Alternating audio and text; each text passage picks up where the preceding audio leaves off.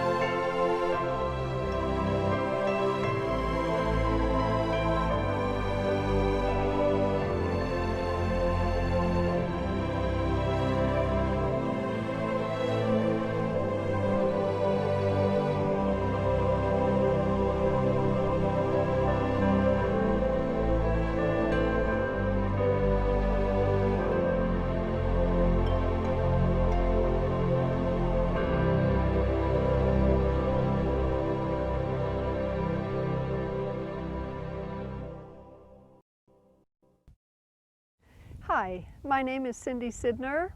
I'm a dressage judge, clinician, competitor, teacher, and student, and a very huge fan of Walter Zettl's.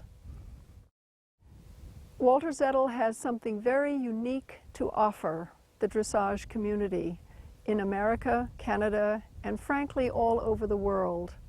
He is very interested and extremely talented in teaching riders and horses with a method of softness, lightness, and giving that creates the harmony between horse and rider that is becoming more and more rare in this world. He is a fabulous teacher. He transforms horses in clinics, often within less than 30 minutes, and people always marvel at that, both the riders and the spectators. I hope that you will enjoy the video, and I hope that you will read his book. This gentleman is truly unique and should be cherished. Walter Zettl was born in Altrola, Czechoslovakia in 1929. At the age of 16, he entered the riding school of Bad Kissingen, Kronberg and Ludwigsburg under the tutelage of Colonel Herbert W. Aust. Only 4 years later, in 1950, Mr. Zettl was awarded the German Federation Gold Riding Medal, an honor for successful competition in upper-level dressage and jumping. Just 21 years old, Walter was the youngest person ever to achieve this prestigious honor.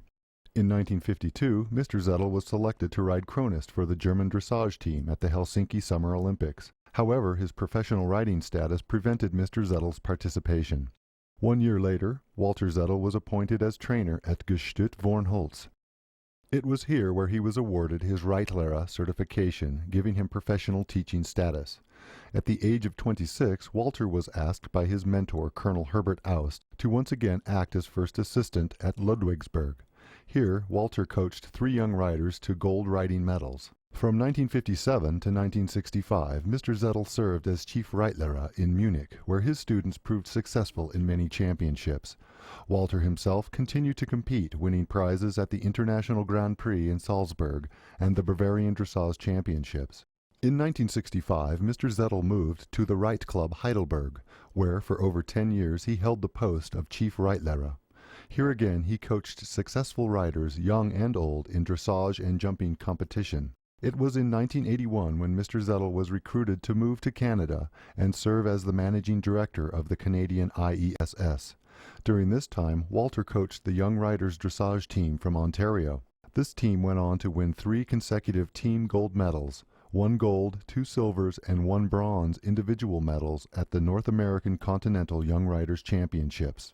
In 1984, Walter coached dressage for the Canadian 3-day event team at the Summer Olympics held in Los Angeles. During this time, Walter was awarded by the province of Ontario in recognition for distinguished performance in the field of amateur sport.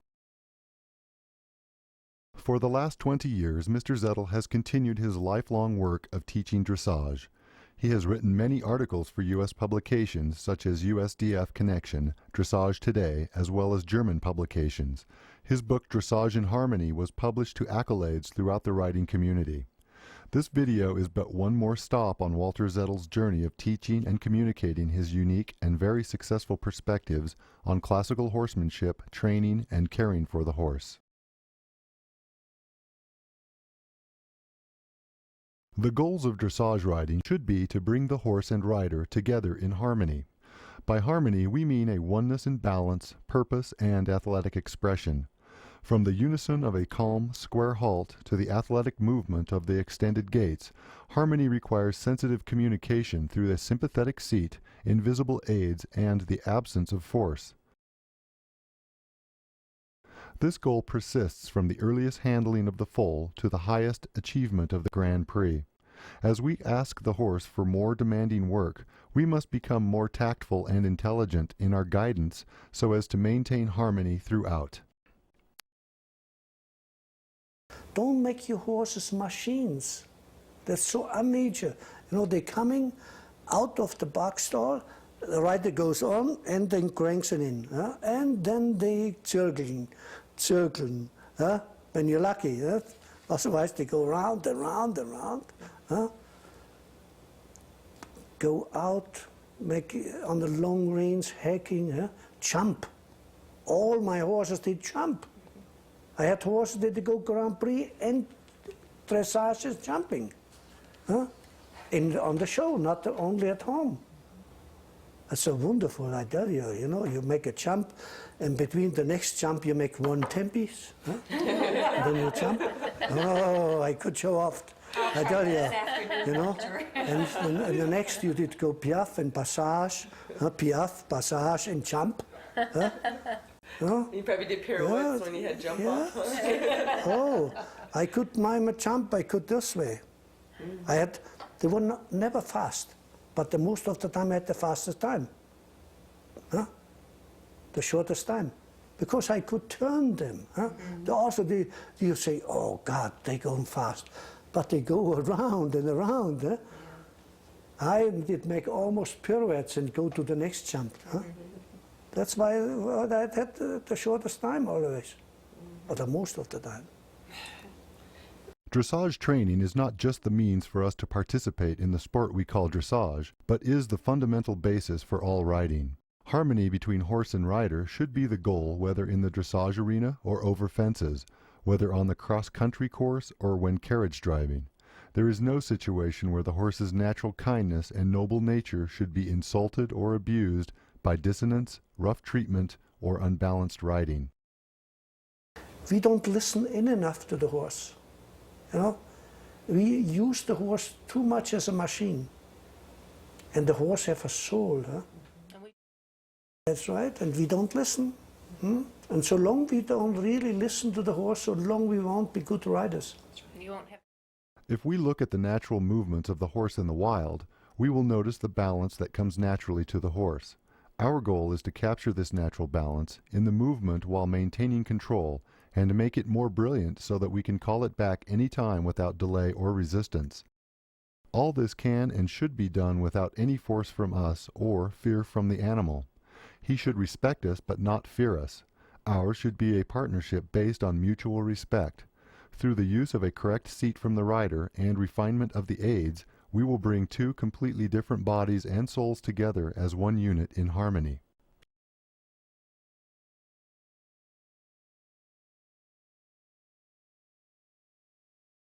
The dressage of today is the result of training methods developed over thousands of years by trainers in cavalry schools and schools of kings and counts. Traditionally, the horse would be prepared for the art of war, providing a great advantage on the battlefield. This beauty and strength of the well-trained horse impressed everyone, including those of royalty and power, all of whom had much influence. This influential group, with their passion and admiration of the horse, built monuments to their horses, preserving the memory for all to see. Their devotion to this animal kept the resources flowing, allowing the training schools to continue to thrive. As history progressed and wealth began to seep into the general population, the passion for the well-trained horse found even broader appeal. Today, all over the world, riding schools flourish with an abundance of knowledge originally developed by the early masters. This tradition is kept alive by hundreds of thousands of horse enthusiasts, now passing the training techniques in videos, publications, and books. One of the oldest horsemanship books was already written 404 years BC by field marshal and history writer Xenophon. Xenophon had a great respect for the horse, as shown when he wrote, quote, "A horse is such a thing of beauty, none will tire of looking at him as long as he displays himself in his splendor." Unquote. Even in this early period of history, Xenophon was conscious of the treatment afforded the horse. He writes, quote, "How could something be nice and brilliant when it is a result from too much spurs and whipping?" Unquote.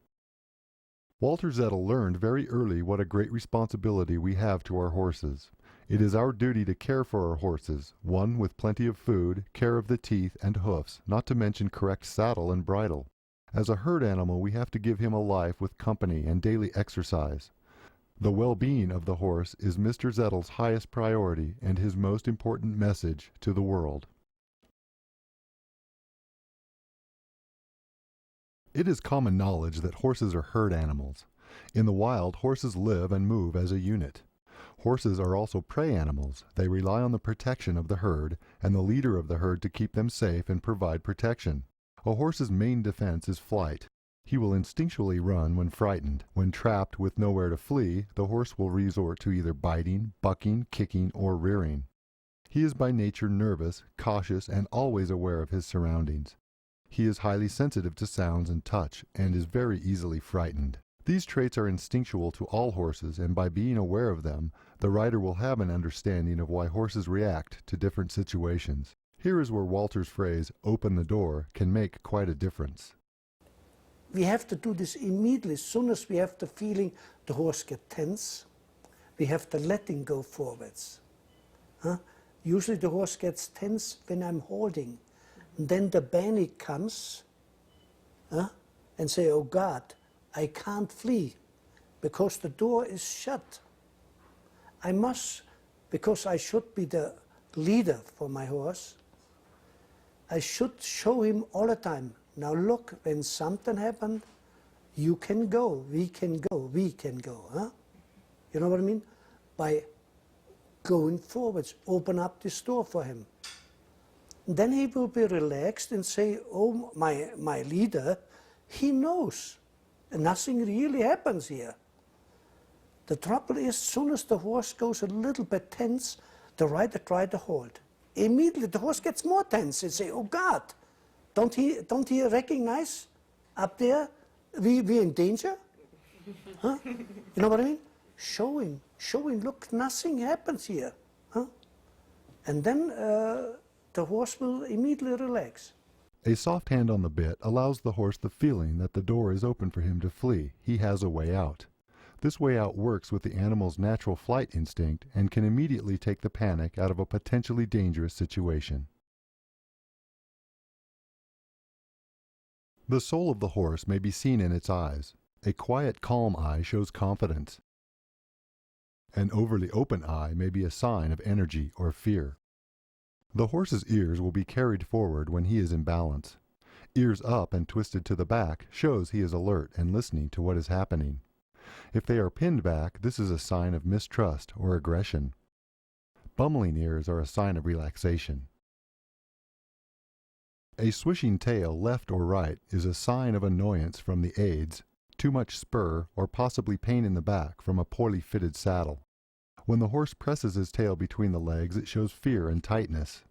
The same is found when the tail is carried straight up. The low, relaxed blowing should be music to the ears of every good rider. It is a sign that the horse is not holding back his breath or is otherwise tense. If a horse is dropping manure during his work, it is usually a sign that he is calm and relaxed.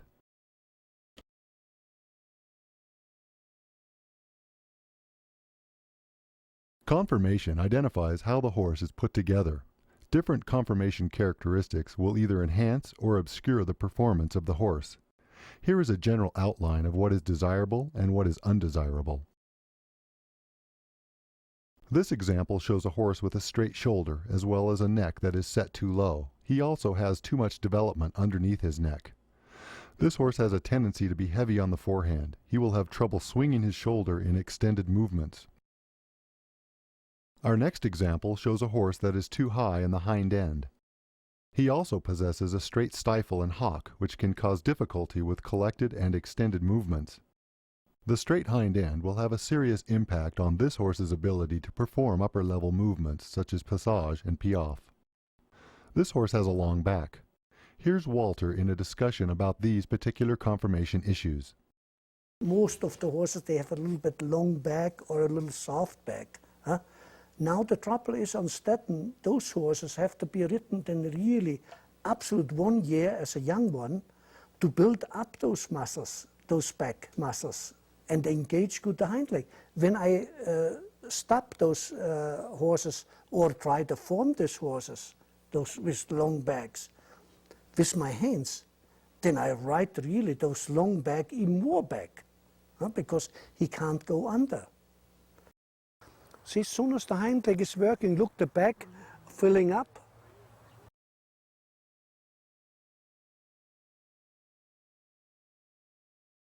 Here is a brief overview of what desirable conformation characteristics to look for in a dressage horse. First, the bloodline and breeding is a key factor in successful horses. Look for good energy and an easy temperament. The horse should be alert and aware, but not tense or nervous. Eyes and ears should show much expression. Conformation will be a big factor in the horse's natural balance. Look for a small head with a flexible long neck and not too thick in the jowl. The withers should be prominent and the neck should come out with high definition. A wide chest gives strength in the forehand, while the back should be harmonious from the withers to the hind end. A short back is better than a long back. The front legs should not be underestimated and should proceed from the angled shoulder straight down. The hind end of the horse is the engine providing the power to drive the horse forward. The hips should be sloped gently. The hind legs should be long from the stifle to the hock and have an angle. The hock is the most used joint in the horse and should be substantial, if not thick. The pastern should be angled at about 45 degrees and straight from the pastern through the hoof. A broken angle can lead to lameness. This is just a summary of positive conformation characteristics and should be used as a general guideline. Horses come in all shapes and sizes, and there are few horses which possess all of the positive traits.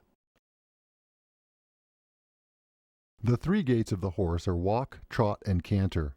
In this section we will define all of the movements, footfalls, and correct frame of the horse within each gait.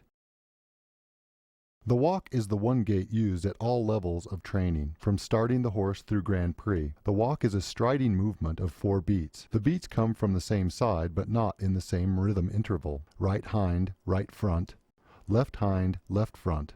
When the horse moves his legs on the same side forward and together, he is doing a pace. The walk is the most difficult gait and given the least attention. Of the 3 gaits, it is the one that does not naturally create impulsion or schwung. This is why it needs to be ridden with good forward movement without rushing. The walk is the most dangerous movements. You're losing very, very quick the walk. That's why in the Grand Prix, you very seldom see really fine walk anymore. No different. The horse is very stiff.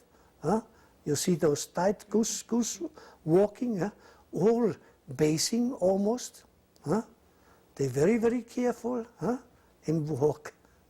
This is really, the walk you're losing quickest because everybody fools too much around in walk. You can see it already as soon as they coming in a ring, they try to fool already in a frame. Instead to let the horse really go out. The natural walk of a horse moving freely is called the free walk. In the free walk, the hind hoof should step 2 or 3 hoof lengths over the hoof print made by the front hoof.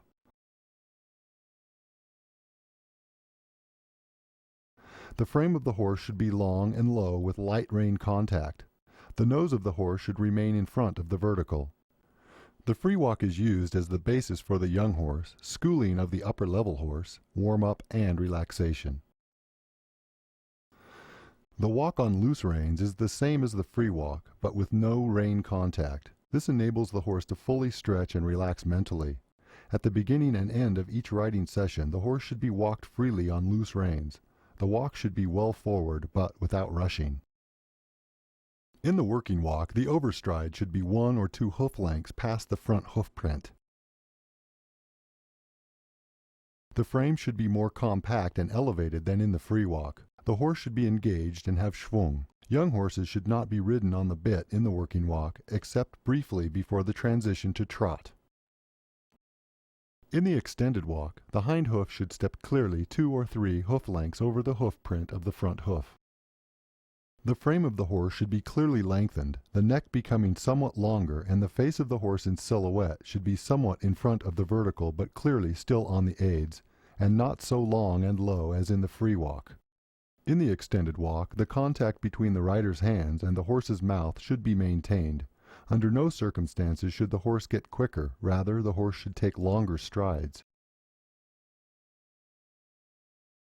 In the collected walk, the hind hoof should land slightly behind the hoof print of the front hoof. The hind quarter should carry more weight, and the forehand is thus lightened and elevated with the pole being the highest point. The nose comes close to the vertical but never behind. The frame becomes shorter and higher in elevation, looking prouder. The very earliest the horse will be able to do the collected walk is after a year's training and only when he has learned to willingly engage his hind quarters. In the trot, the 2 diagonal pairs of legs move alternately forward and land as pairs. This gives the trot the 2-beat rhythm. There is a moment of suspension as the other legs move forward. The trot should be energetic but not rushed. In all paces within the trot, the rhythm and tempo should remain the same. The difference will lie in the length of stride, length of frame, and length of base. In the working trot, the hind hoof print should track up or land in the same place as the front hoof print. This is a sign of the correct working trot. The frame is slightly round and compacted with the head being just in front of the vertical. Rhythm and impulsion are a key element. The working trot is used for the training of the young or green horse and for warming up horses at every level. It serves also to relax the horse. In the medium trot, the steps should be longer than in the working trot, but not quicker. The hind legs should step 1 hoof print over the front hoof print. The frame and neck of the horse should be somewhat longer than in the working trot. The nose should be slightly in front of the vertical, and the pole must remain the highest point.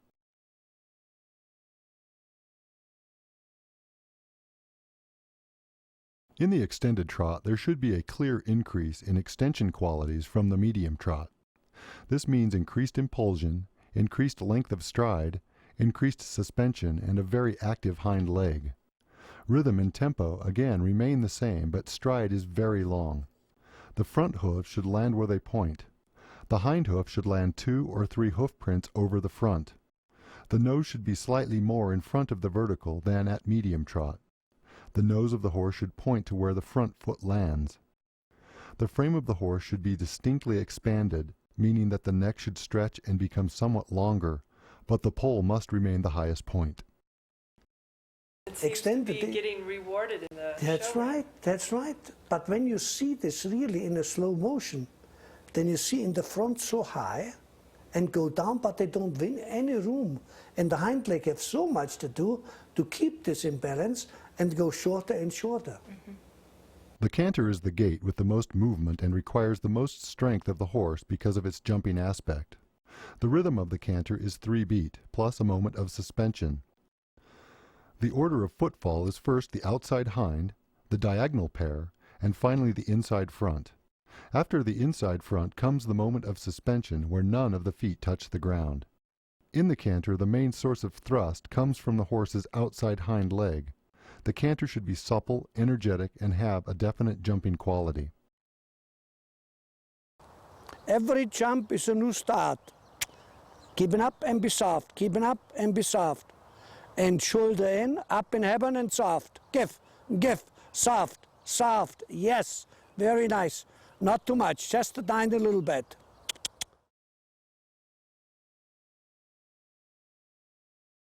In the working canter, as in other gaits, the horse can exhibit the various paces. The working canter has a length of stride between the medium canter and the collected canter. The frame of the horse is slightly round and elevated. The training of the horse really begins when he can perform a working canter that is balanced, engaged, and supple. In the medium canter, the stride should become longer but not faster in rhythm or tempo. The horse should gain ground and the frame should become slightly longer by the neck stretching. The horse should show more self-carriage than in the working canter. The powerful strides of the hind leg should come well underneath the horse's body. The collected canter is characterized by the increased flexion in the joints of the hindquarters and the lowering of the croup. The hindquarters take on more of the horse's weight, consequently lightening the forehand.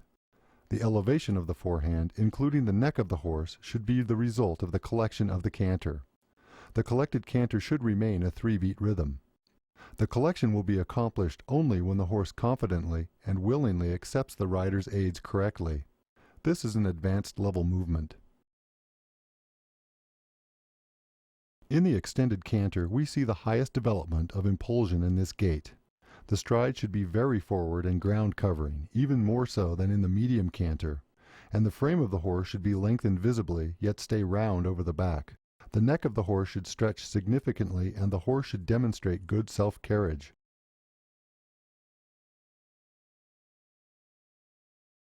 In German there is a word, or rather a concept, known as Schwung. This describes the proper forward movement of the horse. There is not an English word equivalent. Schwung has a meaning all of its own.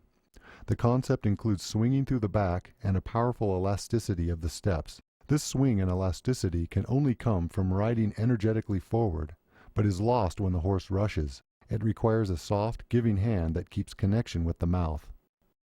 Schwung describes the power of the hindquarters that carries the horse forward and its transmission over the back, withers, neck, poll, mouth, and back to the receiving influence of the rider's hands. Freedom in the shoulder must also apply. The closely related term engagement of the hind end refers to the articulation of the joints of the hind leg, and like a spring gives more energy the more it is compressed. Schwung means all the power what comes from the back goes over the from the hind leg, goes over the back, over the withers, up to the pole, down to the mouth, into my hand. And so there should float the same way back. Schwung is the physical prerequisite for the basic foundation. Only when one has schwung can one ride in a relaxed rhythm with contact, supple, straight, and collected. Schwung is suppleness throughout the body. The opposite of schwung is leg moving. Some horses have big gaits, but the body is motionless. For the collected gaits there can be schwung without collection, but never collection without schwung. When we speak of correct frame, this identifies the way the horse carries himself in the different levels and gaits. As each horse's conformation differs, so will his self-carriage. We do not want to form or frame the horse in the front end, but rather let him develop his own natural self-carriage in relation to the engagement of the hindquarters. Only by moving the horse forward and creating schwung through the top of the back and hind end engagement will the horse fall into his natural frame. He will stay relaxed and enjoy his work and be much more willing to learn. The frame of the horse will change as his training progresses from a long and low frame early in training to the elevated collection work. Here we see examples of 4 different stages of frame that the horse will develop. The long, low frame of the beginning horse. As he gradually accepts contact and engages the hind leg, his frame will become slightly more elevated in the front end. As collection is introduced and he develops strength in the back and hind end, the frame will become even more elevated as the hind end starts to carry more weight. In the advanced collection stage, the horse's front end is lightened with increased carrying power and capacity for thrust in the hind end, giving the horse maximum elevation. With the goal of creating harmony between horse and rider, it is of utmost importance to understand the differences that exist between the two. Until we understand how the horse views the rider, we will never be able to fully understand how to approach the subject of harmony. Don't expect you can do it right away. That's the trouble. We hand-oriented, we demanding, it goes much too quick. We like to have success. And this is really on the end backwards movements. And try to get in a harmony with the horse. Better a little bit less than try to make too much. Takes time. Riding takes a long, long time. Could you define the harmony of the dressage more? Well, harmony, you see, what makes it so difficult, the whole riding, because we coming together with 2 different lives. On one side, the horse, very frightened, very strong horse, and we then on the other side is on the one side the horse, what he tried to flee when something happens, when he's frightened. For a little bird, he can get you really in trouble. Huh? And so we have to deal in our training or our riding, we have to deal with this. We have to respect this. We have to, now comes this also, in harmony, to get those 2 different lives. On one side, the frightened animal, very strong, but frightened. And then on the other side, the rider, very demanding, not too much patience, try to have everything yesterday. Huh? And this works really all against us. And through our aids and through our exercises, we get then the horse in harmony with us together. That's what we try to do in our tape or in our clinician I give, to get the rider in harmony together. Not demanding and be strong and say you must. You must should really never exist in the training with the horse. It's always asking, and of course we have to be a little bit, get to the limit, but never over the limit. Taken from the horse's point of view, first and foremost, the human is a predator. Like most predators, our eyes are in the front of our heads, allowing us to be effective hunters. We can make horrible and angry sounds. Our bodies are designed to kill with our upright walking and our hands, claw-like fingers, and our ability to grasp and hold. Of course, this is what the horse sees when he looks at us. We, as a general rule, don't view ourselves quite as imposing. When we get angry and impatient with our horse, he may perceive us in this manner. In addition to this, our thought patterns differ greatly from the horse. Man tends to think directly. We can see the big picture and can rationalize ways to navigate effectively through our environment. The horse, on the other hand, exists from moment to moment, wanting only to be safe from harm, following his leader. As riders, we must be conscious of the fact that our intentions and motivations differ greatly from our horse partner. We must learn to harness and direct our formidable power in order to create harmony. Our approach to the horse must be passive and forgiving, so that we may gain his trust and instinctual cooperation.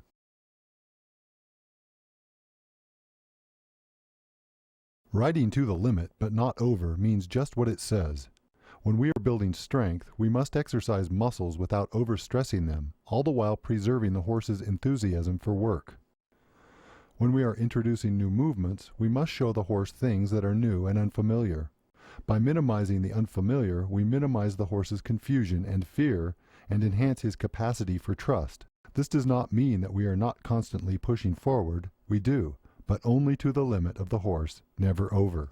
When the horse is doing the most difficult exercise and he hardly recognizes he does it, and this is the limit.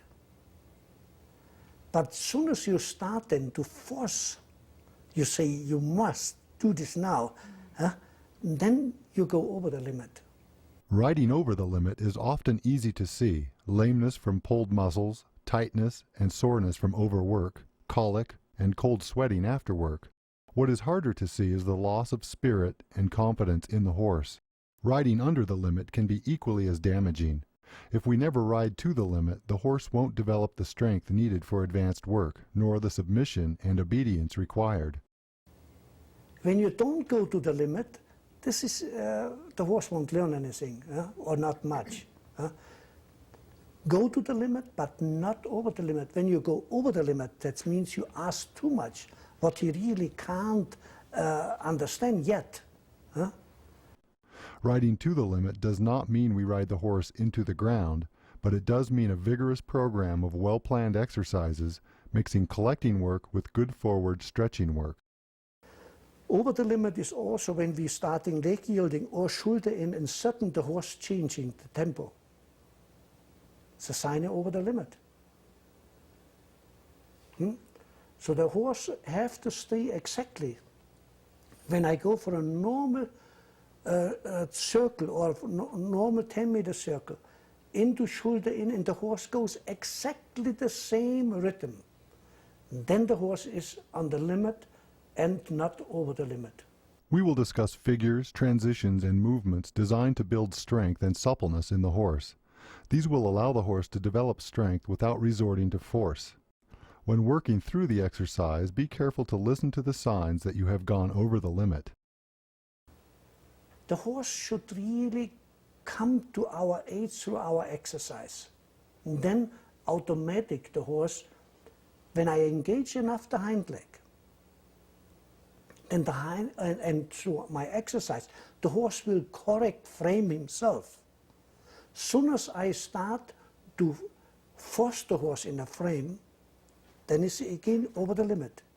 These signs can be: the horse does not understand what we want, the rhythm is not regular, there is tenseness or fright, the horse has lost confidence in the rider or confidence in himself. In the scene ahead, the movements are presented in a gradual series of steps, starting with versions that are easy for the horse to understand. It may seem that taking the time to master each step will take far too long, but be assured it is the shortest way to overall success. The communication with the horse is done with our aids, which include the seat, legs, and our hands and reins. We also use artificial aids such as whips and spurs. The horse in nature has a natural balance. It is when we load the horse with saddle and rider that the horse's natural balance is compromised. Much of our effort in riding is to retrieve and keep the horse's natural balance. One key element in helping the horse to regain his balance is a proper seat. A proper seat is also essential in our efforts to give correct aids. The rider's seat should be deep and elastic and should follow easily the movements of the horse. From the deep seat, the lower body stretches downward and the upper body stretches upwards. The rider's weight should be carried on the back third of his pelvic bones in the deepest part of the saddle. The rider must allow his weight to rest on both seat bones. In the correct seat, the pelvis is tipped slightly back, allowing the back part of the seat bones to connect with the deepest part of the saddle, while still allowing the leg to hang vertically. One should pay much attention to one's seat and be frequently reminded of mistakes that will creep in. When necessary, one should be lunged to do exercises to improve the seat. Ideally, the rider should be lunged once a week to maintain a correct seat, even when that rider has started competing. The legs should hang in a relaxed manner. The thighs should be flat against the side of the horse. The side of the knee should be flat against the saddle with the kneecap pointing forward, not outward. If the knee points outward, the result is a gap between the knee and the saddle, plus the thigh rotates as well, and the rider is unable to sit quietly. The knee should always have light contact with the saddle, never gripping. The inside of the rider's calf should lie flat along the horse's side and should always have contact. The ankles should be loose and supple, not stiff. The ball of the foot should rest in the stirrup, and the heel should be the lowest point. The foot should be pointed forward, not out to the sides. The proper positioning of the foot will assure that the knee is pointed forward, keeping the side of the calf in contact with the horse. The proper alignment of the knee and foot enables the fine control needed for combining the forward and sideways driving aids. The upper body must be balanced and carried by the seat bones. The back is the fundamental element of this balance. From the pelvis, the lower back must rise in an erect but supple fashion. The small of the back must be flat, not hollow or rolled out or stiff. It must always be able to go gently with the movement. The chest should be open so the shoulder blades automatically come closer to each other. The neck should be free and the head should be carried naturally upright without being stiff. The head should not hang forward as this interferes with the correct aids of the seat. If the head tilts left or right, the shoulder will lower and the hip on that side will hollow, shifting the weight of the seat bones to the opposite side. The arms hang down easily and lie along the body with the forearm lifted lightly so as to make a straight line from the rider's elbow through the hand to the horse's mouth.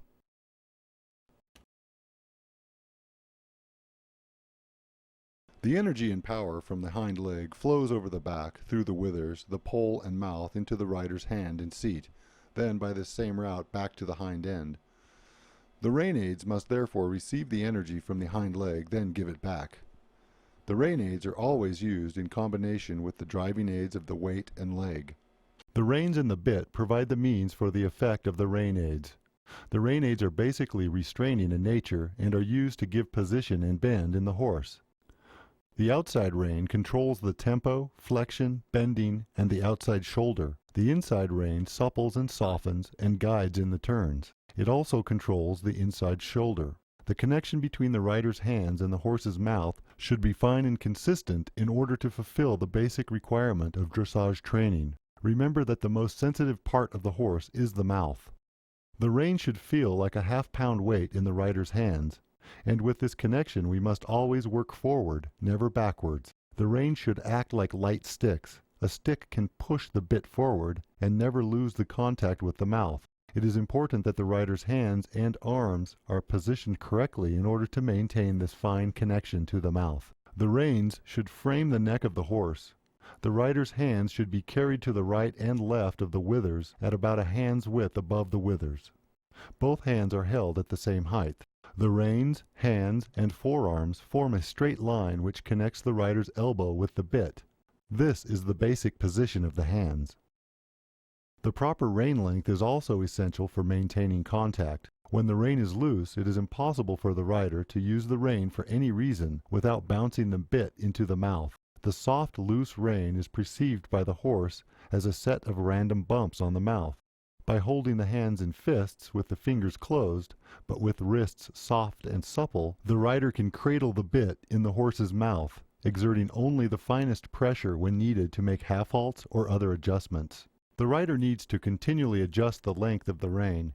It is a mistake to neglect to do this, because the horse's neck is frequently changing in length, and the rein should be adjusted accordingly. As the horse changes his frame or length of neck, the reins are adjusted so as to maintain a straight line with light contact. Giving with the reins is commonly misunderstood. It is fair to ask, when you say I should soften the rein contact, what should I do specifically? The answer is that the rider should relax in his shoulders. This will suffice completely to give the horse the feeling of softness.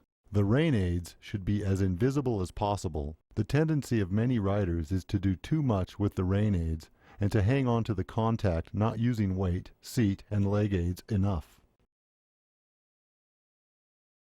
The whip is used to get more respect for the rider's forward and sideways driving leg aids so that these can become quieter and more efficient. It is not a substitute for the feeling of the leg aids, but a gentle reminder when needed. Spurs should be used with the same approach as the whip. The rider should not constantly poke the horse. They should be used only when the horse has not reacted sufficiently to the rider's seat and legs. The timing of the aids is one of the basic fundamentals of all riding. If you give the aid in the wrong moment, confusion and misunderstanding will result in the movement.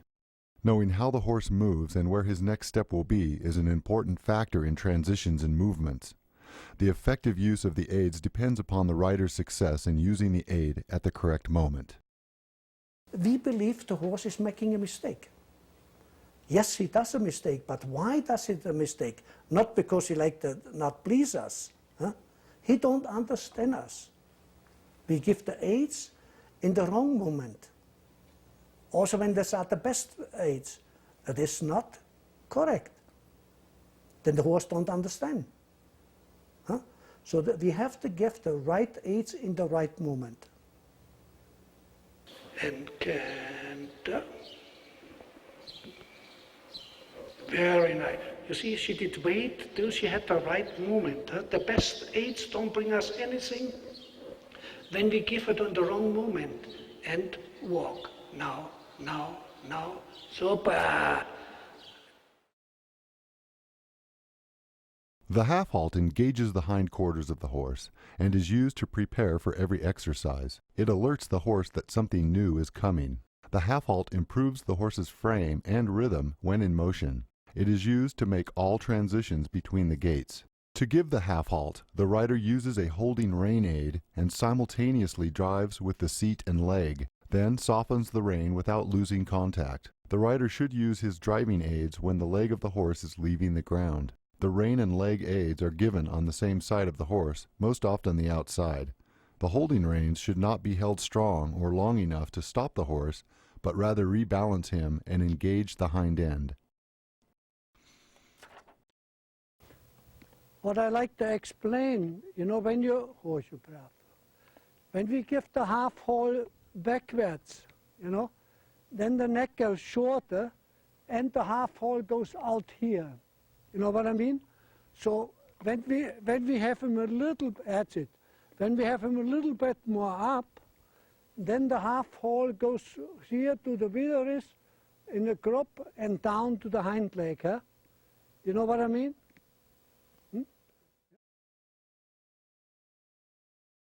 In the forward driving aids, it is important to give with your hands without losing the contact. If you give the reins too much, the horse can fall on the forehand or raise up the head and hollow his back. When holding the reins, you should feel a half a pound of weight in each hand. The amount of pressure used in the leg aids should be the least amount possible, yet enough to receive the proper response from the horse. The horse should move immediately forward in an engaged and rhythmic gait. If he does not, the rider should slightly strengthen and repeat the aids. We have forward driving aids, what is very important.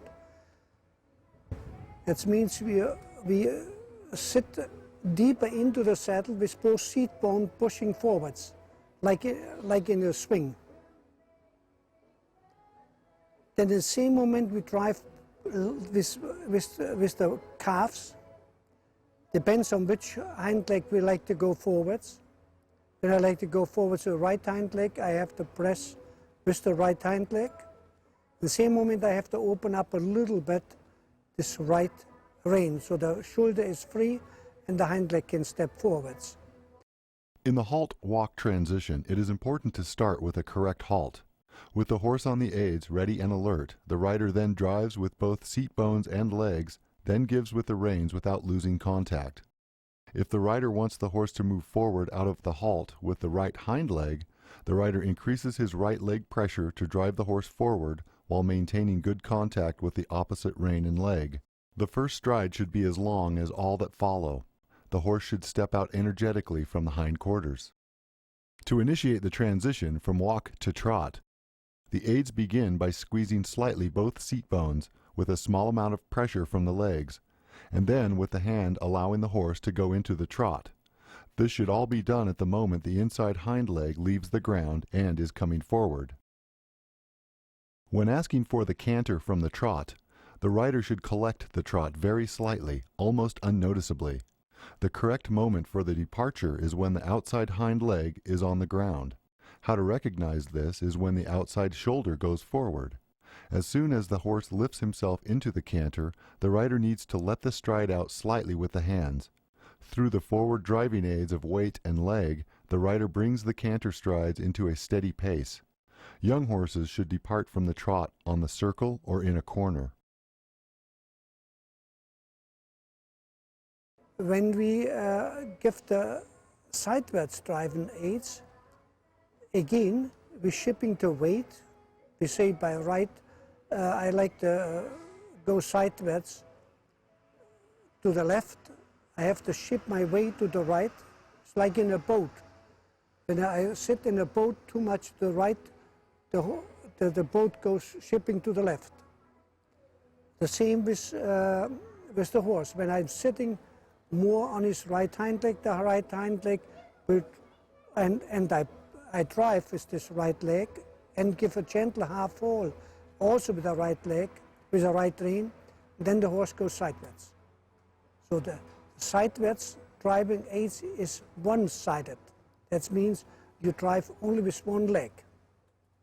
And you're shipping the weight on one seat bone, and you give also half haul on the rein where the horse should be, say, go sideways. In the leg yield, the horse should yield to the pressure of the rider's lower leg and seat bone on the same side. The rider sits slightly heavier on the inside seat bone, and the horse moves away from the leg and the weight. Both the rider's legs are back during leg yielding. The inside leg drives sidewards, while the outside leg remains slightly behind the girth, ready to control excessive outward drift, thus driving the horse forward. To keep the horse parallel, the outside rein has a good solid contact and holds the horse's neck straight.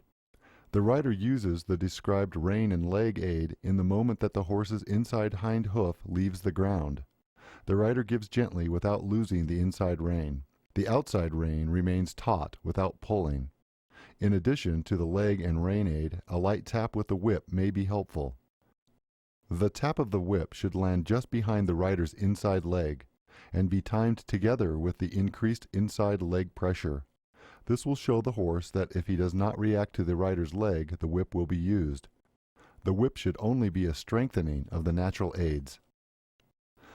The timing of the leg aid is very important in achieving success in the leg yield without resistance. When the inside hind leg leaves the ground, the rider can influence it to move upwards, forward, backwards, or sidewards. This is the only moment when the horse's inside hind leg can step over the outside.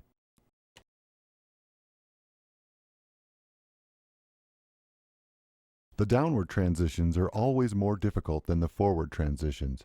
The rider thinks he must pull back to get the downward transition. What one should be thinking is to ride the horse forward into the down transition with an active hind leg. Pulling on the horse will cause him to balance on the rider's hands, resulting in the horse falling on the forehand. Then we have the backwards rein, the backwards aids. When you hold your hands still, now you drive the hind leg. You get the hind leg engaged. The horse tries to go forwards now, but you keep the reins tight. Now the horse tries to step there, and what he's doing, because this power he tries to get this moving, then he steps back. This backwards aid, what we just explained, works same in the downwards transition. So we have to ride in the lower levels, or in the lower gaits, we have to get the hind leg active into this transition. So we don't really hold the horse, we ride the horse in. And when I don't drive the horse into the transition, I don't have enough power then to really create immediately the correct rhythm and the tempo for this downwards transition. And that this is I have to have really power enough so the horse is going right away correct in the lower levels. A full halt brings our horse to a complete halt from any of the 3 gaits. It is executed after preparation with 1 or more half halts, depending on the stage of the training of the horse. The rider's holding rein should be accompanied by the forward driving leg aids, so that the horse is driven from the haunches forward into the contact of the rider's hands. One should ride the horse into the transition. As soon as the horse is halted, the rider's hands should soften through relaxation of the rider's shoulders. The connection between the rider's hand and the horse's mouth must be maintained with great sensitivity, particularly in the moment the rider softens his contact. Otherwise, if the moment is missed, the horse may step backward or to the side. In the correct halt, the horse stands absolutely still with equal weight on all 4 feet. The aids should be invisible as possible. You should not expect the horse to come to an immediate perfect halt. Take the time to repeat the exercise with patience. Do not overcorrect the horse in the halt. This horse is anticipating the correction rather than just staying quiet. It is okay for the feet to not be square. The rider must give his horse the time to find his balance. The horse should stay for 12 to 15 seconds without any movement from the rider. Any movement will influence the horse to move. Until the horse has enough trust for the rider, he cannot be square or calm. Here the horse has learned he would not be corrected and inevitably learn to stay still. Patience is the key when teaching this exercise. In the transition from walk to halt, it is important that the walk is lively and engaged, but not quick. Prepare with half halts for the complete halt. The half halts engage the horse and prepare him for the transition. When the rider feels that the horse is balanced, he can then ask for the complete halt. The correct aids for a complete halt start with the half halt. The lowering of the heels, which brings the rider's weight into the saddle and signals the halt. The steady holding rein completes the halt and then softens immediately. Be careful not to lean back. This will drive the seat into the saddle too much, hurting the horse and activating his instinct to flee. The transition from trot to walk starts with giving a little half halt which signals to the horse something is coming. The rider establishes solid contact with the reins, then sits, lowers the heels, and drives with the seat and lower legs against a steady, passive hand. After the transition, the rider should keep the horse on the aids in the walk, so to immediately ride a transition back to trot. In the transition from canter to walk, the timing and aids are as follows. When the horse is coming up in front, this is the moment when the hindquarters are stepping under his body. This is the time to use the aids for the transition. The rider drops his heels and gives a light half halt on the inside rein. There is emphasis on the inside rein because the rider needs to stop the flow of the canter. When the aids are given at the precise moment, these aids will cleanly arrest the canter stride. The canter trot transitions are the same aids as the canter walk transitions. And did you see also, by beginning was a little bit too much driving. Then we overdrive, we really kill our aids. Huh? The less aids we give, the more the horse will respond. Very nice horse. Yeah, brav. Yes. The importance of building a solid training foundation cannot be overemphasized. It is the lower level movements that set the foundation for all upper level exercises such as passage, pirouette, and tempi changes. The precision of the lower level movements will determine your success in the future and will have the biggest impact on you and your horse's career. It can't be stressed enough, the importance of having every basic movement correct. A solid training foundation is the key to all upper level movements. The piaffe. Everybody talking about piaffe and passage and flying changes. I tell you, those are really not difficult movements when we bring the horse careful and building up in a correct basic. When we build up in a correct basic, the difficult exercise they call won't be hard. We are great difficulty in the basic.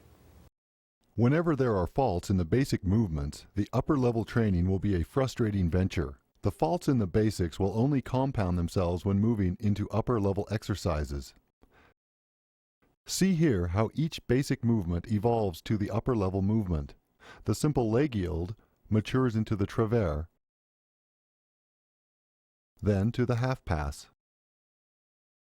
Basic canter walk transitions are the foundation for flying and tempi changes. A basic circle becomes the pirouette. When you have a perfectly solid foundation, your horse will glide into the next movement without any anxiety or stress. This takes time and patience, but here is where harmony begins. The requirements for riding your horse calm, forward, and straight are embodied in the 6 key elements of training. The 6 elements are rhythm, relaxation, contact, schwung, straightness, and collection, all of which lead to suppleness. Different writers may present these elements in a slightly different order, but that is because they are really quite strongly intertwined. But the order is not entirely arbitrary. It is clearly wrong to demand straightness from a young horse without first establishing rhythm and relaxation. And it is not wise to ask for too much contact without relaxation. Every training have to be really based on the 6 elements. 6 elements are there so the horse really gets built up correct. The 6 elements been done through many, many years from very experienced masters. They did give the elements to us so we can really make it easier for us and for the horses, especially for the horses.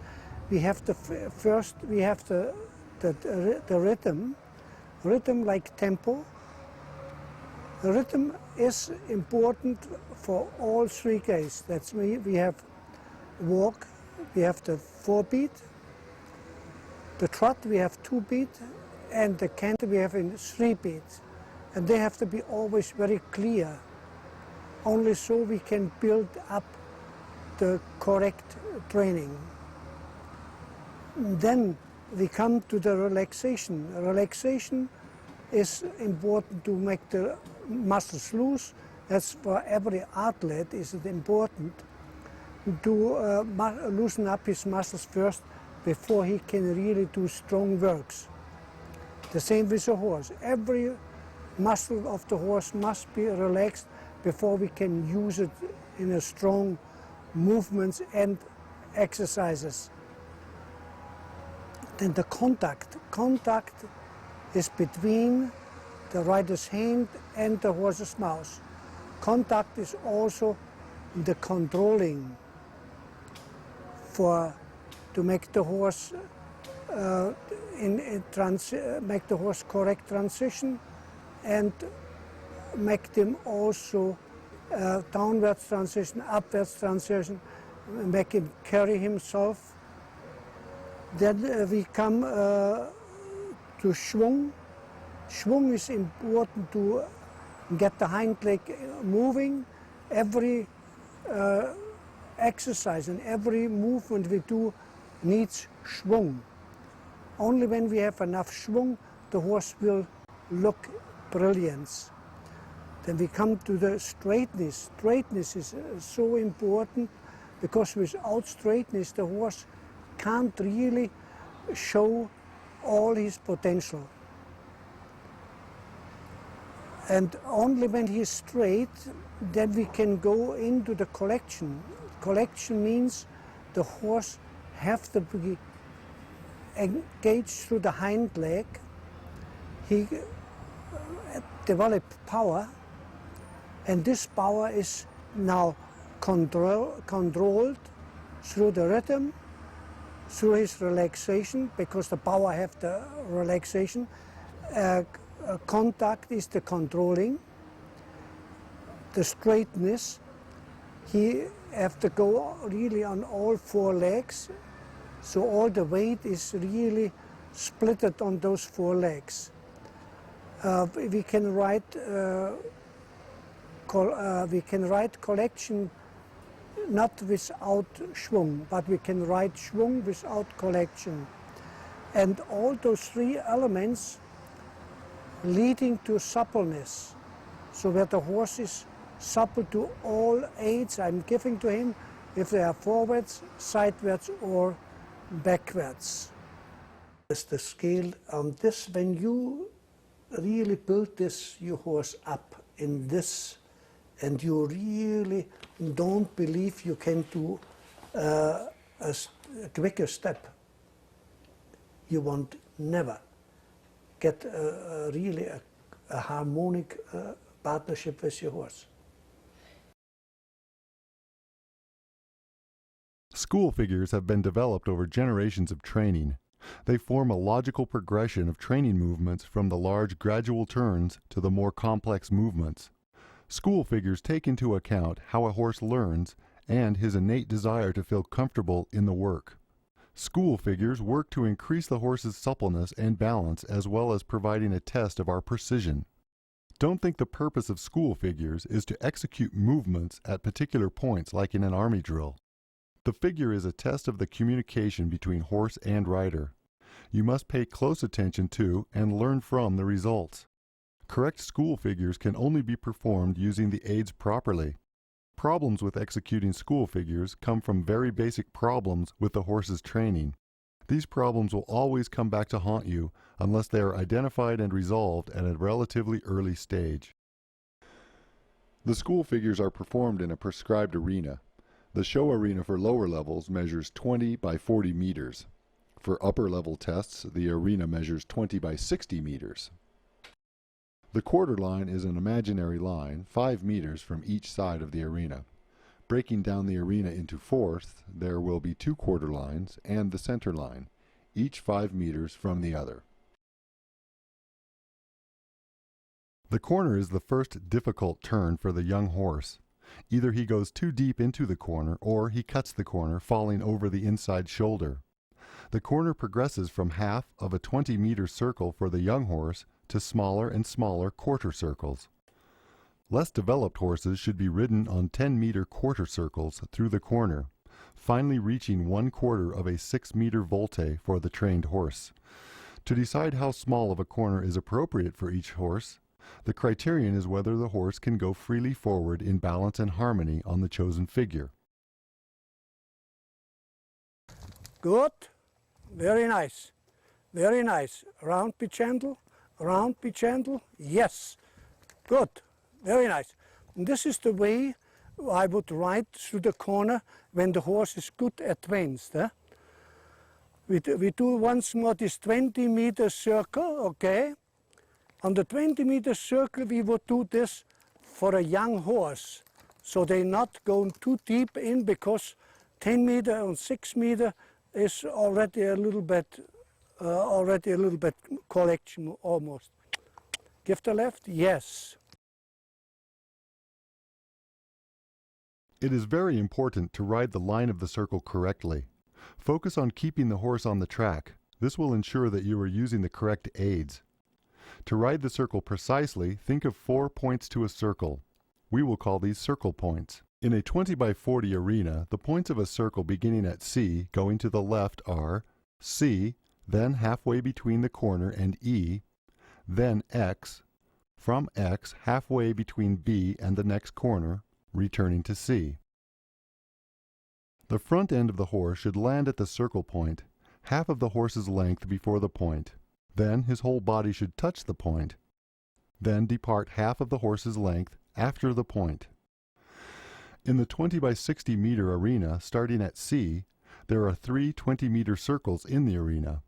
The center of the second circle will be precisely at X.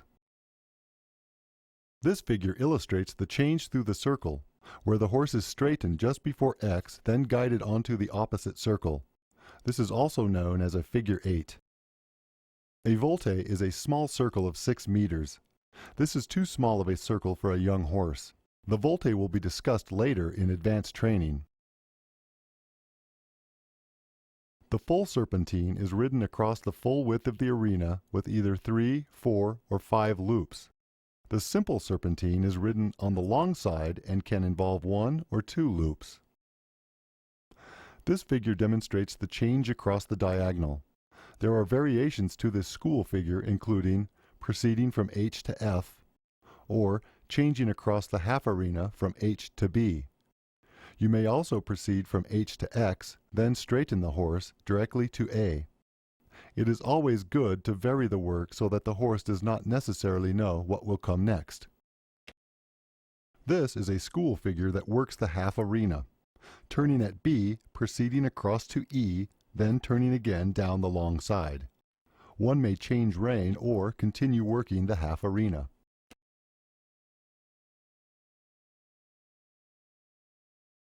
In Herr Zettl's methods, there is a phrase which embodies the basic theory for all dressage training.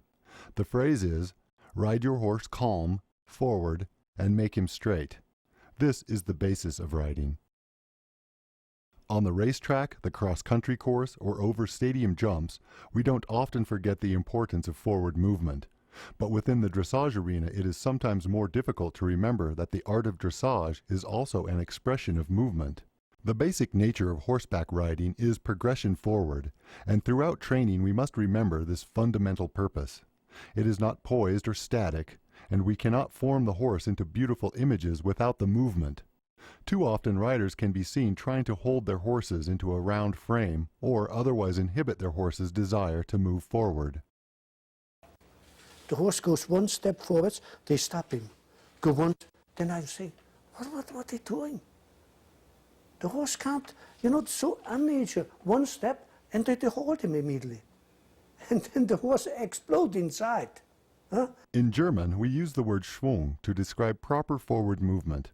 We have covered Schwung in other parts of this video, so you know that the concept means a swinging through the back and a powerful elasticity of the steps. This swing and elasticity can only come from riding energetically forward, but gets lost when the horse rushes.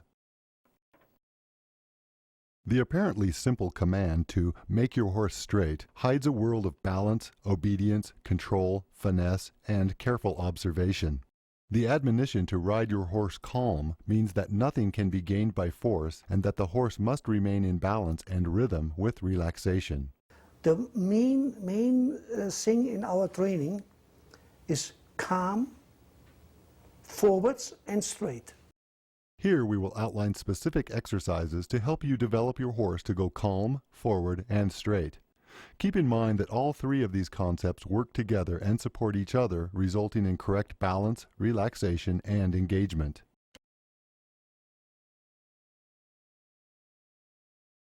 Young horses should be started in the free walk.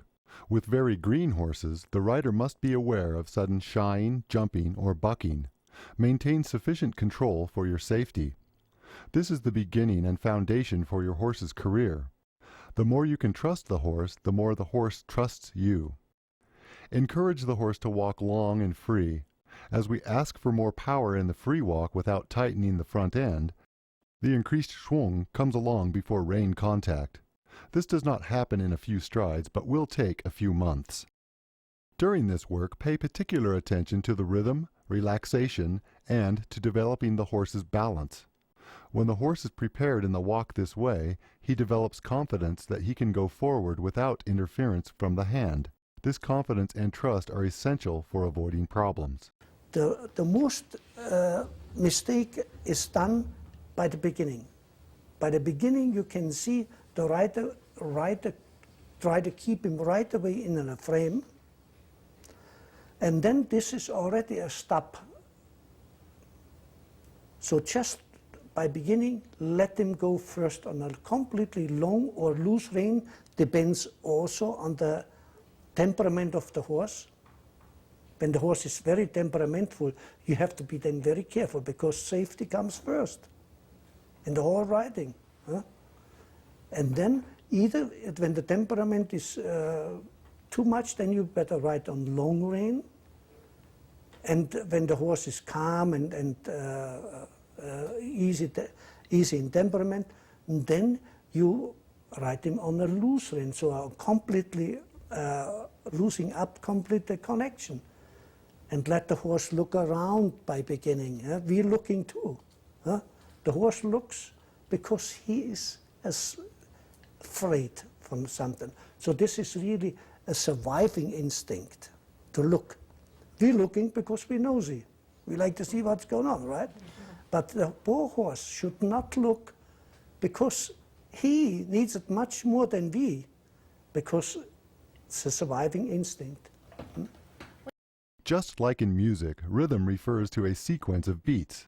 The 4-beat pattern of the walk, the 2-beat pattern of the trot, and the 3-beat pattern of the canter. Rhythm is closely related to relaxation in that lack of regularity is a sure sign of loss of relaxation. The rate at which the rhythm of each gait is repeated is the tempo. The rider must seek out and find the proper tempo for each gait for each horse. When the rhythm is rushed, the horse will lose his balance and relaxation. It is important to seek out a clear rhythm and tempo early in the horse's training.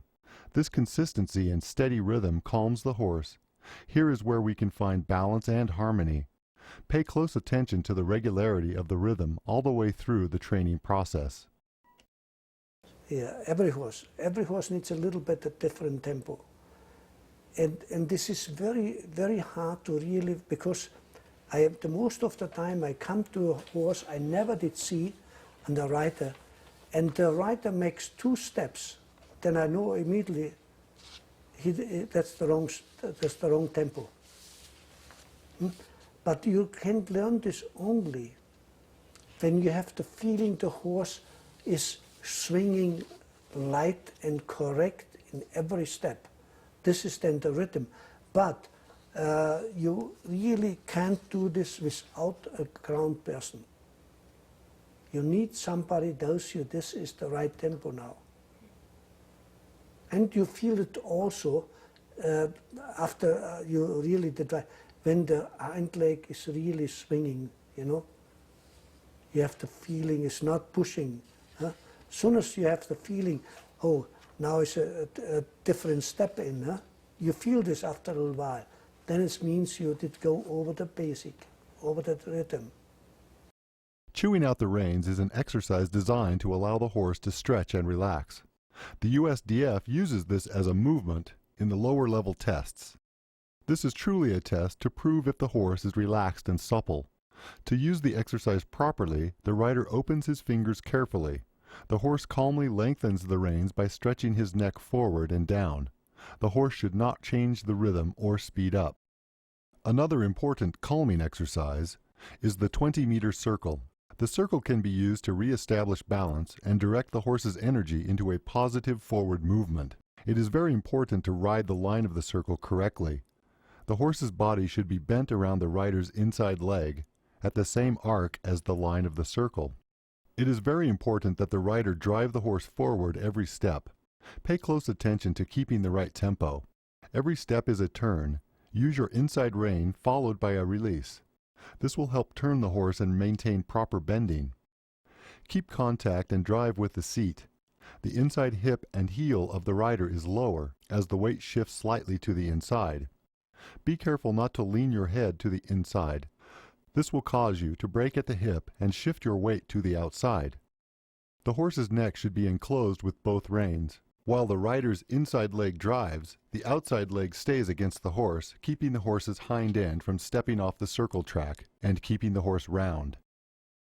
We can begin lengthening and shortening the strides only when the transitions between the gaits are easy, correct, and confirmed.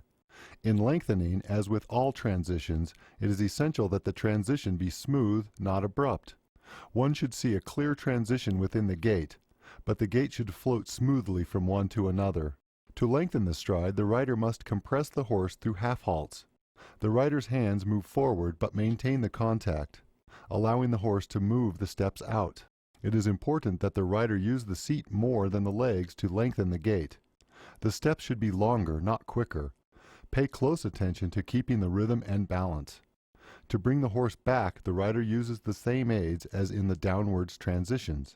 I have to let the frame already out, so the nose comes more in front, because the front leg can only landing there where the nose shows. Come, keep it round and slower. Rounder and longer. Keep going, keep going, keep going. Yeah, and good, and slower, and longer, and slower, and longer. Yeah, now we're cooking. And slower, and longer. Don't push, yeah, just let her out. Now when the horse is good in a collection and in a good balance, then I should be able to open up a tiny little bit in the front and squeeze a tiny little bit my seat bone, and then the trot should come out.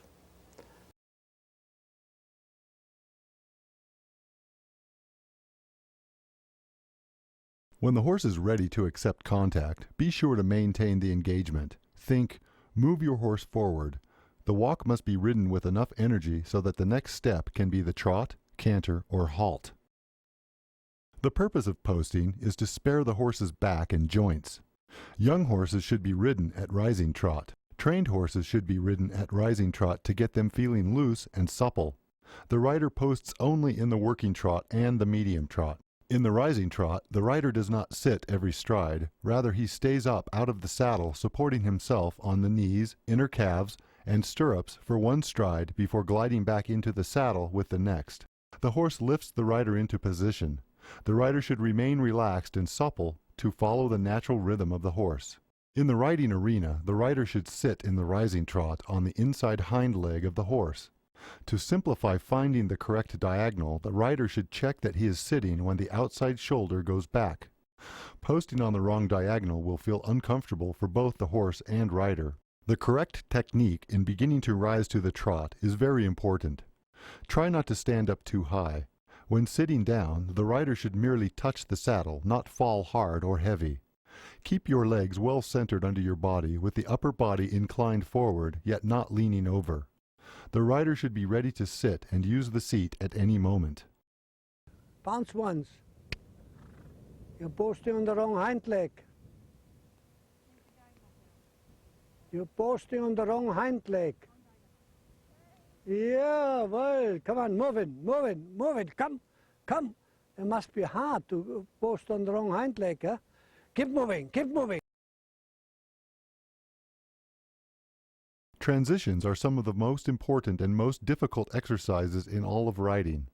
Although simple in concept, flowing effortlessly from one gait to the next defines the essence of good horsemanship. To appreciate their importance, one need only think of how many transitions are in dressage tests, and how they are scored as separate movements. All transitions include a preparation phase, then giving the aids at the right moment, then an allowing phase where the next gait is ridden forward. In the preparation, the horse must stay engaged with impulsion and suppleness. The rhythm before and after the transition must be clear and constant, and all transitions must be ridden forward, the downwards as well as the upwards transitions.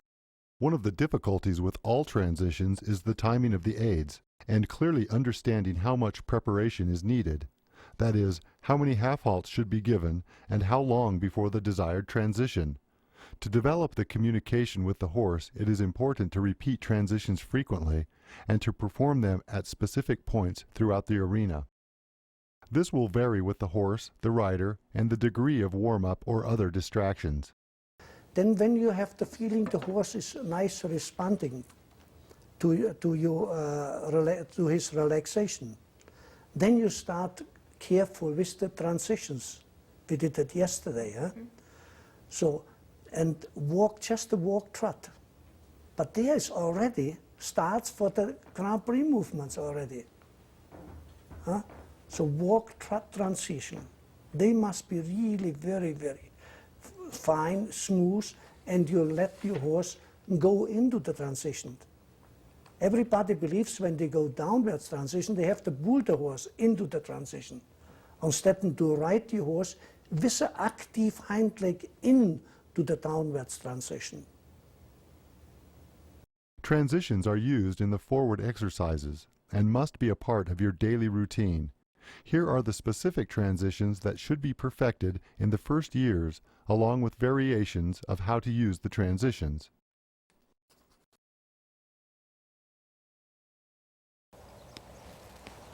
Yes, Give the outside. Yes, it's amazing, huh? And walk. Soft, soft, and trot. Give, yes. And walk, heels down, give the right, soft to right, and trot. Yes, yes, yes. Give the right, yeah. And walk, especially those type of horses, huh? They have a sort of little long back, huh? Especially those, they have to get really good forwards, huh? So the hind leg really can go under, huh? And trot. Give the left, give, yes, left leg. Give the right now, right leg, right leg, right leg, right leg, outside, yes. Give, be soft. A little bit more hind leg, a little bit more hind leg, a little bit more hind leg, still a bit hind leg more, still a bit more hind leg, still a bit more, still a bit more. Yes, come. Keep your outside rein a little bit more. Outside rein, inside leg, outside rein, inside leg, but steady, good. And walk. Soft. Yeah, madam. And trot. Keep your contact. Keep gentle contact. Let's go. And walk. Down the heels. And trot. Yes. And walk. Down the heels. Relax your shoulder more. Don't sit in too heavy. And trot. Yes. And walk very soft without losing the connection. And trot. Keep gentle contact. And walk. And trot. Easy. Yes. So easy. Yeah. See? Good. And walk. Don't drop the reins away. Be gentle contact. And trot. Keep gentle contact. Yes. Good. Give the left. Drive more. Change the direction. Very gentle. Yes. Come. Keep your contact. Keep your left rein. Yes. Good. Look at that.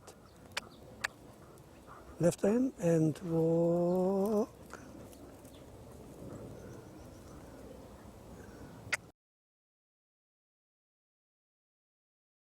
Soft, canter, good. And soft and trot, very smooth. Good. Hind leg, soft. Half all, soft. Half all right, soft. Yes. Soft. Half all again, soft. Change the direction, half all left and canter. Yeah, very nice. And trot, very smooth. Good. And canter, soft. Wait, yes, give. Round, give. And canter, good. And soft, yes, good. And trot, very gentle. Slower, softer. Slower, softer, yes, and canter. Yeah. Half all right, good. Half all soft, and trot. Half hold the inside. I'll keep you outside, slower. Slower, good, good, good, slower, yes. And canter, okay, that's all right, that's no big deal. So, ist ja brav.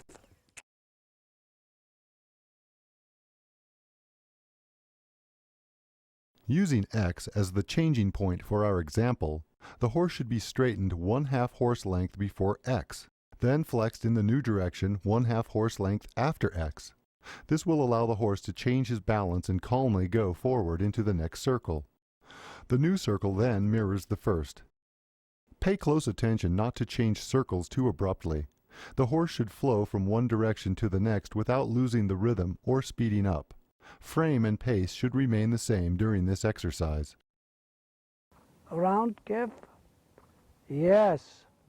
Careful. Good saw. Good saw. Very nice.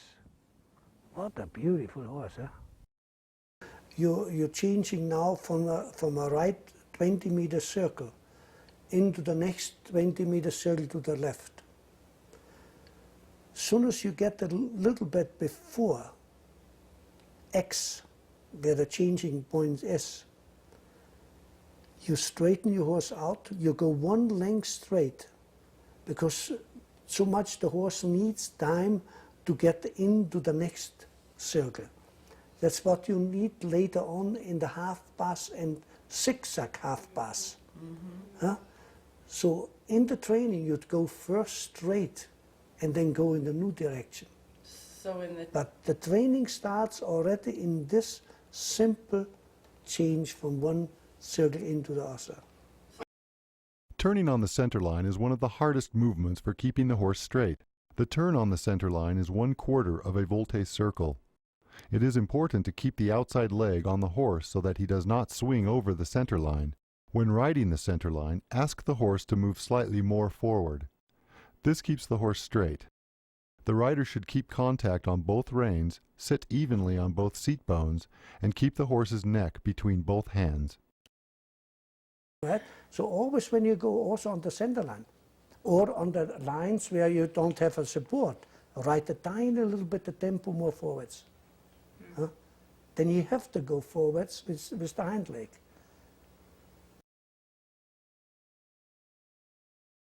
The serpentine establishes that the horse has light and supple turns to both sides and easily bends around the new inside leg. This exercise is very valuable in finding out whether the horse is even on both reins or whether one side is more difficult than the other. The full serpentine is ridden across the full width of the arena with either 3, 4, or 5 quarter loops all connected through a straight line. Going on the right rein, the turn is begun at A. The horse is not ridden deep into the corner after A, but a smooth circle is begun. The horse is bent slightly to the left with the rider's outside leg back. The inside rein shortens and gives. The outside rein is held steady and keeps the shoulder from falling out. The rider's inside leg drives in rhythm with the horse's inside hind leg, thus pushing it forward. When changing loops, the new outside rein gives a very light half halt to initiate the turn, but then is immediately ready to give so that the outside neck muscles can stretch. This makes it easier for the horse to bend. In this exercise, it is important not to pull the horse into each new direction. If this is done, the movement of the horse is blocked by the inside rein, and then he will go over the outside shoulder. The purpose of this exercise is to improve the horse's turning ability. This can be done at the walk, trot, and canter. In the canter, however, the horse should remain properly bent for the canter lead, using a simple change of lead for the new direction. This exercise should be ridden in both directions.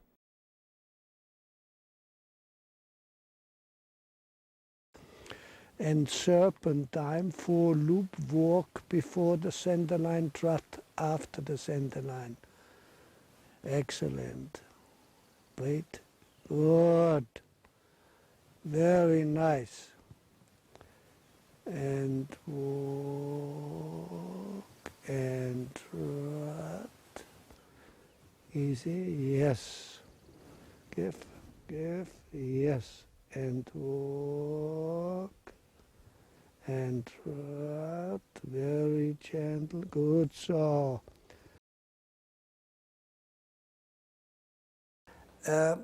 When we say you have the transitions, the turns, everything is easy for him. The simple stuff. When those you don't have any trouble more, then you go to the next step. So leg yielding would be a forward movement that a young horse can move up to. That's right. You saw, you can start, we say, on the second track and making a couple steps.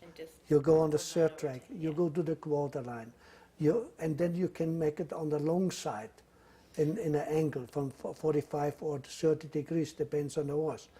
Leg yielding is one of the earliest and most fundamental exercises in the development of the horse. It is a suppling and straightening exercise on 4 tracks in which the inside leg steps across and over the outside legs. So much of what will come later in the training of the horse and rider is embodied in the leg yield that one must pay serious attention to the proper development of the leg yield. We can progress to more advanced movements only when the rider and horse learn to do this perfectly. For the young horse, the leg yield introduces acceptance to the sidewards driving leg, as well as the opposite controlling leg, and acceptance of the straightness of the body and the neck, as well as a light flexion. It also introduces travers and half-pass. For advanced horses, the leg yield loosens and supples during warm-up. It is not a collecting movement. For the rider, the leg yield introduces control of the sidewards driving aids, control of the outside aids, and the balance between the two. Here is the first time that the rider really feels how the hind leg reacts to the half halt. He also learns how important it is to keep the hands together to enclose the neck with both reins. In order to gain the benefits of a proper leg yield, it is necessary to maintain the same tempo throughout the work. The horse is not truly accepting the aids if he becomes shorter or faster in the strides, and this shows that the rider is not truly balanced with his aids. And straight, and the right leg yielding again, and straight, and left leg yielding. Turn your toes nice to the inside, yes, good, and 10 meters circle. Leg yielding is the beginning of straightening the horse. If we don't take care to keep the horse even to both sides, leg yielding will be the beginning of the end of the horse's career. Do not plan on taking a month to accomplish proper leg yielding. It will take a year or even more. Throughout his whole life, leg yielding will be called upon as a correction. There are many patterns and variations which can be used in leg yielding. We will discuss a natural progression of these variations from leg yielding on the circle to leg yielding down the long side, turning on the forehand, and return. This exercise begins at the walk. Go on a 20-meter circle, the open side of which touches X. Here the rider makes use of the horse's tendency to return to the track to teach him the leg yielding exercise. Ride the horse along the circle from the track to X. At X, start by turning the horse slightly to the left as you move him away from the left leg. This aligns him with the long side of the arena, and the last few steps of the quarter circle can be made in leg yielding. When you reach the wall, ride the horse again straight on the circle. When leg yielding on the circle goes well in both directions, the rider can try it on straight lines and at the trot. After turning onto the short side of the arena, turn onto the third quarter line, giving a half halt to the outside with rein and leg, then go straight onto this quarter line. The half halt prevents the horse from drifting back to the track. Later, these aids will be used repeatedly in the training. The driving inside leg aid should not be too strong. Find out just how little aid you can use. It is so common for people to use overly strong aids. When the horse understands leg yielding from the quarter line, other leg yielding movements can be added, such as from the center line to the track. A very good exercise is to ride down the center line, leg yield right a few steps, straighten, leg yield left, straighten, leg yield right, and so on. During these patterns, it is very important to keep the horse straight with only a change in the flexion. After these patterns, the horse should be supple enough so that we can start the more difficult exercise of leg yielding down the long side of the arena. Leg yielding, keeping good on your outside so the neck is nice and straight. Now left leg, now, left leg, now. Bring the shoulder a little bit more to the left with your right rein. By keeping the right rein against the neck. Yeah. To start leg yielding down the long side, we make it easier for the horse by coming from the short side of the arena and changing rein across the half-school diagonal. This brings you to the long side already in a 35-degree angle desirable for continuing the leg yielding down the remainder of the long side. Just before arriving at the long side from the diagonal, the rider sits a little heavier on the inside seat bone and gives the leg yielding aids with the inside rein and leg pressure when the horse's inside hind leg is leaving the ground. The rider gives a half halt in the same moment with the inside rein. It is important that the rider catch the horse with outside leg and rein so that the horse does not go at too wide an angle from the track. Leg yielding along the wall should be begun only when the horse and rider are confirmed in the other leg yielding exercises. In this exercise, the rider rides a leg yield along the wall. The wall enables the rider to hold the horse from going forward, thus helping the forward energy to go sideways. This energy will engage the hind end and rebalance the horse.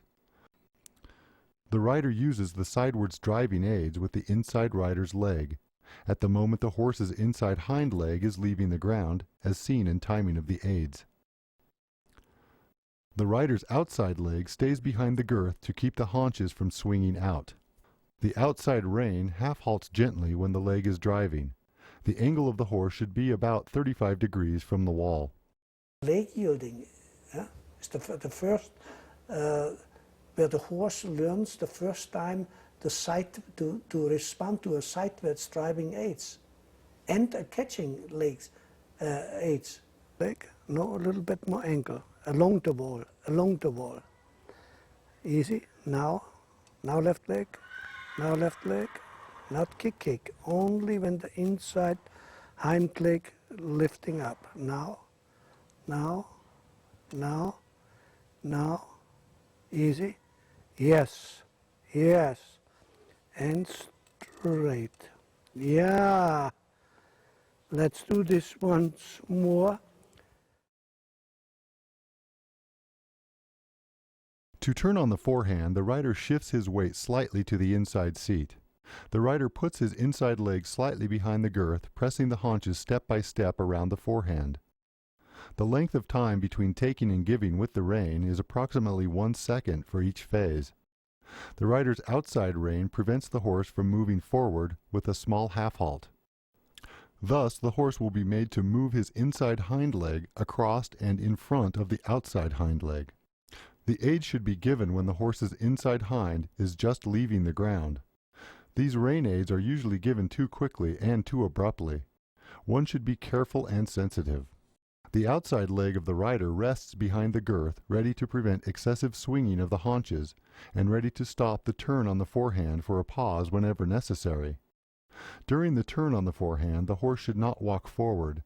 The inside front leg of the horse should step, but stay in the same area while the outside front leg moves around the inside. When the horse does leg yielding along the wall in each direction willingly and without resistance, the rider can start with a new exercise. Leg yielding along the wall, then turn on the forehand and leg yield back.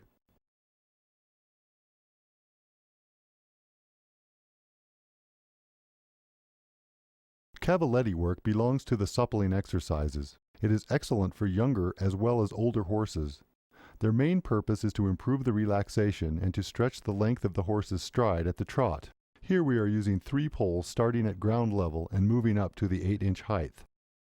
Another technique is to lay the poles out in a slight fan, with the poles 2 feet apart at one end and 6 feet apart at the other. This puts the poles on an arc that can be ridden on a circle, allowing the rider to adjust the separations of the poles to his horse's stride by riding closer to one end or the other.